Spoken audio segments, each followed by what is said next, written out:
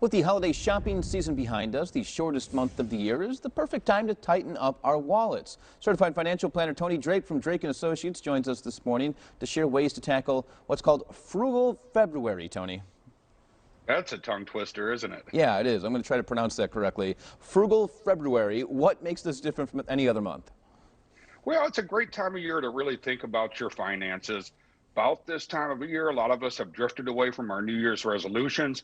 Maybe those holiday bills are showing up from your credit cards. And the idea is simply let's try to have a month where we really curtail the extra spending.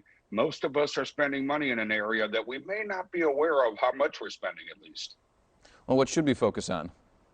You know, it's really important when you think about Frugal February. It's cold, we're inside, it's a shorter month, right? And the first thing to any plan, whether it's a retirement plan or getting credit cards paid off, is the budget. And a lot of us don't like to think about the budget, but really important to understand what's going out each month, what's necessary, what's not.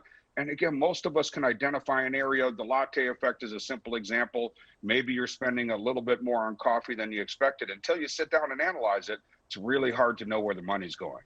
Gee, you mentioned a budget every month. It seems like that's pretty important, Tony. Yeah, it is a really important part. And even with my retirees, you know, when we're planning income in retirement, so many retirees are wondering, you know, do I have enough saved? Am I going to be okay? And it really comes down to what you're spending each month.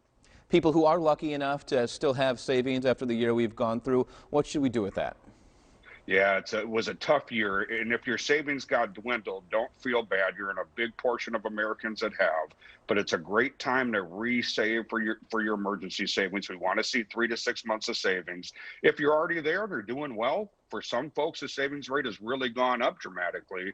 Then you want to think about maybe putting a little bit more into your investment, setting some of that money aside for the long term. The earlier you do that, the better off you're going to be in retirement, the more assets you're going to have to make sure you have the income you need.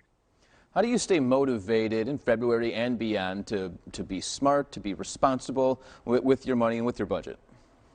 You know, a lot of the motivation tricks we think about are really psychological. And what we found for retirement savings is if you really have a plan, maybe you're married in a relationship, maybe you're not, but if the two of you think about, you know, what do we want to do in retirement? What does it look like? Is it trips? Is it gardening? Is it projects? Sometimes when you focus on that, then the savings has a goal, it has a purpose, and that can really keep you motivated and keep you saving for the long term. All right, Tony, thank you. Thanks.